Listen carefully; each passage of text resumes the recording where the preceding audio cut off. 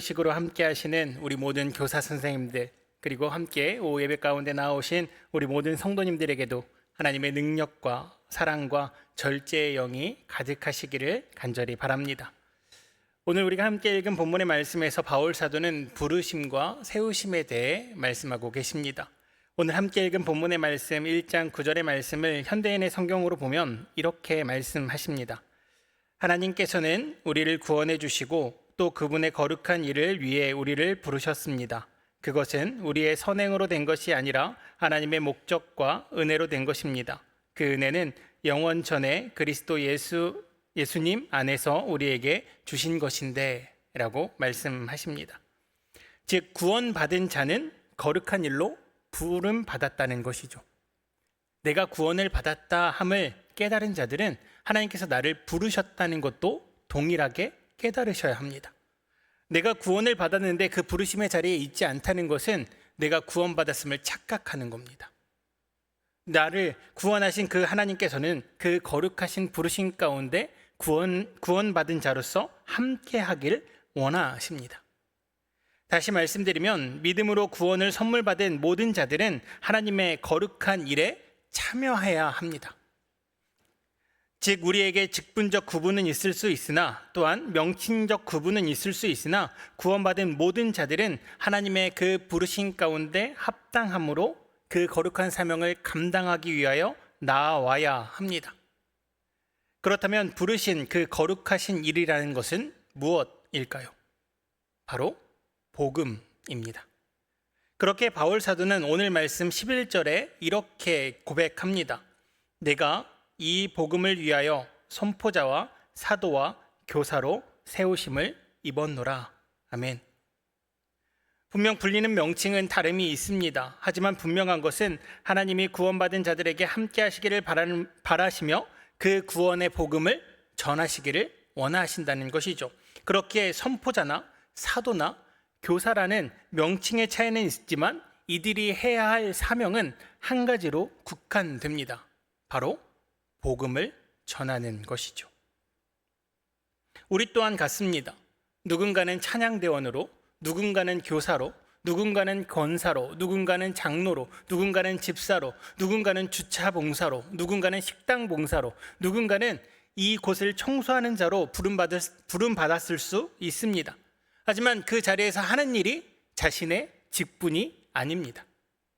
우리에게 맡기신 것은 온전히 그 모든 것을 우리에게 주신 그 하나님의 복음을 전파하는 것이죠. 즉 찬양하는 이유도 복음을 전파하기 위해서이며 청소하는 이유도 복음을 전파하기 위해서이고 식당에서 봉사하는 이유도 복음을 전파하기 위한 것이며 주차 봉사를 하는 것도 복음을 전파하기 위한 것입니다. 더 나아가 교사로 세움받은 우리 또한 우리 아이들에게 더 나아가 나를 통하여서 이웃들에게 예수 그리스도의 복음이 전해져야 한다는 것이죠. 그렇다면 복음은 무엇입니까? 복음은 복된 소식을 이야기합니다. 즉 죽을 수밖에 없는 우리를 예수 그리스도의 그 피값으로 말미암아 구원하신 기쁜 소식이 복음이라는 것이죠. 이 소식을 전하는 것이 하나님께서 부르신 자들, 하나님께 구원받은 자들이 마땅히 해야 할 일입니다. 다시 한번 말씀드리면 구원을 받은 우리 모두는 그분의 거룩한 일, 즉 복음을 전하는 일에 최선을 다해야 합니다. 온전히 그 일을 생명 걸고 해내야 합니다. 주님 다시 오시는 그날까지 계속해서 함께 해 나아가야 한다는 것이죠. 그렇기에 이 부르심은, 이 구원은 상황과 환경에 따라 또는 사람에 따라 구분되어서 주어지지 않습니다. 사람의 행위나 사람이 가지고 있는 지위에 따라서 달라지지 않기 때문에 모든 구원은 동등하죠. 모든 부르심은 동등합니다. 내 상황이 어떻든, 내가 어떤 사람이건, 내가 어떤 상황 가운데 있건 그 모든 것을 뛰어넘어 복음을 전해야 하는 사명이 우리에게 있다는 것이죠. 그렇게 고린도전서 7장 24절의 말씀을 보면 이렇게 말씀하십니다. 형제들아, 너희는 각각 부르심을 받은 그대로 하나님과 함께 거하라. 아멘. 모든 구원받은 자들, 즉 이 거룩하신 소명으로 부르심에 순종하는 삶을 살아가는 이 땅에 있는 모든 사람들은 나의 환경이 어떻건, 나의 생활이 어떻건, 내가 어떤 사람이건, 내가 어떤 지위를 가지고 있건, 내가 어떤 지식을 가지고 있던 상관없이 부르심을 받았기에 그 부르심에 최선을 다해 생명 걸고 하나님의 복음의 말씀을 선포해야 합니다. 많은 분들이 이야기합니다. 하나님께서 나를 부르셨지만 나는 아직 준비가 되어 있지 않습니다. 이 말은요, 다시 생각해 보면 나는 아직 구원받지 않았습니다와 동일한 이야기입니다. 하나님이 나를 부르셨지만 아직 내가 그 일을 해내기에는 많이 연약합니다. 부족합니다는 나는 아직 연약하여서 구원을 받지 못했습니다는 말과 동등하다는 것이죠. 왜냐하면 이 구원의 기쁨이 넘치는 자는 그 부르심에 함께 할 수밖에 없기 때문입니다. 내가 예수 그리스도로 말미암아 구원받은 그 기쁨이 넘치는 자는요, 그 기쁨으로 말미암아 하나님의 복음의 말씀을 선포할 수밖에 없다는 것이죠. 즉 구원과 부르심은 동일한 단어입니다. 구원을 받은 자는 그렇게 각각 하나님과 함께함으로 그 부르심을 감당해 내어야 합니다. 하나님, 내 상황이 조금 더 나아지면 하겠습니다. 아니요, 그럴 수 없습니다. 하나님, 나의 어려움이 조금 해결되고 나서부터 하겠습니다. 아니요, 그럴 수 없습니다. 내가 구원받은 그 순간, 하나님을 믿음으로 말미암아, 예수 그리스도를 믿음으로 말미암아 그 구원의 기쁨이 내 안에 충만한 순간부터 나는 그 복음을 전하는 일을 쉴 수 없습니다. 그 구원의 기쁨이 내 안에 넘치는데 어떻게 가만히 있을 수 있겠습니까? 그렇게 바울 사도는 이 거룩한 소명을 받은 그 순간부터 항상 주님의 말씀을 들고 세상 끝까지, 땅 끝까지 가기를 소원했습니다. 주님께 받은 그 사랑이 너무나 커, 주님께서 나를 구원하신 그 은혜가 너무나 커서 바울 사도는 가만히 있을 수 없다는 것이죠. 그 가운데 바울 사도는 고난도 받았습니다. 어려움도 있었습니다. 하지만 그 모든 상황과 환경을 뛰어넘어 나를 부르신 그 하나님의 놀라운 은혜가 바울 사도는 감사하였기에 쉬지 않았습니다. 지치지 않았습니다. 포기하지 않았습니다. 고난을 넘어서 나와 함께 하시는 그 예수 그리스도로 말미암아, 나와 함께 하시는 그 하나님의 놀라우신 은혜로 말미암아 계속해서 주님의 복음을 선포하며 나아갔습니다. 때로는 선포자로, 때로는 사도로, 때로는 교사로 세상 사람들이 자신을 어떻게 부르건 바울 사도는 예수 그리스도의 그 복음만을 선포하였습니다. 그렇게 자신을 구원하신 하나님의 부르심의 자리에 순종하며 나아가는 바울을 하나님은 상황에 따라, 환경에 따라, 때로는 선포자로, 사도로, 교사로 세우심으로 그에게 충만한 은혜로 함께 하셨습니다. 이처럼 부르심과 세우심의 자리에 순종한 바울은 자신이 순종한 그 순종 가운데 또한 믿음으로 구원받아 거룩한 소명으로 부름받은 디모데 또한 함께 하길 바랬습니다. 그렇기에 디모데에게 다른 것을 가르치는 것이 아니라 구원받은 자로서의 그 순종을 가르칩니다. 자신이 구원의 기쁨이 넘쳐서 자신이 어떻게 행했는지를 가르치는 것이 아니라 그 구원의 기쁨을 가르칩니다. 그렇게 디모데전서 6장 11절로 12절의 말씀을 보면 이렇게 말씀하십니다. 오직 너 하나님의 사람아, 이것들을 피하고 의와 경건과 믿음과 사랑과 인내와 온유를 따르며 믿음의 선한 싸움을 싸우라. 영생을 취하라. 이를 위하여 내가 부르심을 받았고 많은 증인 앞에서 선한 증언을 하였도다. 아멘. 바울 사도가 디모데에게 가르친 것은요, 어떠한 방법을 가르친 것이 아닙니다. 자신이 가지고 있는 지식을 가르치는 것도 아닙니다. 이 땅을 살아가며 네가 더욱더 어떻게 잘해야 목회자로서 성공하는지를 가르치는 것도 아닙니다. 바울 사도가 디모데에게 전한 것은요, 복음이었습니다. 자신이 받은 그 놀라운 사랑의 은혜를 디모데 또한 동일하게 느끼고 그 부르심의 자리 가운데 함께 하기를 가르쳤다는 것이죠. 바울 사도가 디모데에게 보낸 편지가 바로 디모데 전후서이죠. 우린 이것을 목회 서신이라고 부릅니다. 믿음의 아들이요 사랑하는 동역자인 디모데에게 이젠 한 교회 목회자로서 감당해야 될 목회 생활을 걱정하며 격려하는 내용이 주를 이루죠. 그런데 이 디모데 전서를 자세히 읽어보면요, 바울 사도는 다른 이야기를 하지 않습니다. 오직 그 부르심에 함께 하자는 이야기만 합니다. 너 또한 믿음으로 구원받은 자니 너 또한 그 부르심에 부름받은 자니 우리가 하나님께 부름받은 자로서 그 부르심대로 그 부르심의 역할을 감당하자라는 것이 바울 사도의 가르침이었다는 것이죠. 내가 먼저 그 구원의 기쁨을 충만히 누리고 그 구원의 기쁨이 끌어올라 나 혼자 감당할 수 없기에 다른 사람에게 전하는 그 바울 사도의 기쁨 가운데 디모데 너 또한 함께 했으면 좋겠다라는 것이 바울 사도의 가르침이었다는 것입니다. 그렇게 바울 사도는 담대히 이야기합니다. 디모데야, 나를 본받아라. 디모데후서 1장 13절의 말씀입니다. 너는 그리스도 예수 안에 있는 믿음과 사랑으로서 내게 들은 바 바른 말을 본받아 지키고. 비단 바울 사도는 사랑하는 동역자인 디모데만을 특별하게 생각하여서 자신을 본받으라 말한 것이 아닙니다. 고린도전서 11장 1절의 말씀을 보면 이렇게 말씀하십니다. 그러므로 내가 너희에게 권하노니 너희는 나를 본받는 자가 되라. 아멘. 바울 사도가 뛰어나기 때문에, 바울 사도가 잘하고 있어서, 바울 사도가 누구보다도 훌륭한 사람이어서 나를 본받으라 말하는 것입니까? 아닙니다. 바울 사도가 본받으라 이야기하는 것은 구원받은 자로서, 부르심받은 자로서 그 구원의 기쁨이 넘쳐 그 구원의 기쁨에 순종하는 자신의 모습을 닮으라는 것입니다. 그 모습을 본받으라는 것입니다.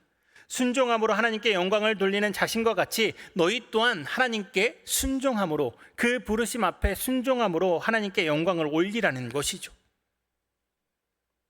그리고 바울 사도는 자신이 이처럼 말할 수 있음을, 자신이 이처럼 나를 본받으라고 이야기할 수 있는 이유를 당당히 밝힙니다. 고린도전서 11장의 말씀을 보면 이렇게 말씀하십니다. 내가 그리스도를 본받는 자가 된 것 같이 너희는 나를 본받는 자가 되라. 아멘. 바울 사도가 분명히 밝힙니다. 너희는 나를 본받아야 되는데 나는 누구를 본받았냐면 예수 그리스도를 본받았다라고 이야기합니다. 그럼 예수 그리스도께서는 무엇을 하셨습니까? 예수 그리스도께서는 우리의 구원이 되셨습니다. 즉 부르심을 받았다는 것은요, 구원을 받은 자와 뗄래야 뗄 수 없는 관계가 되는 것이죠.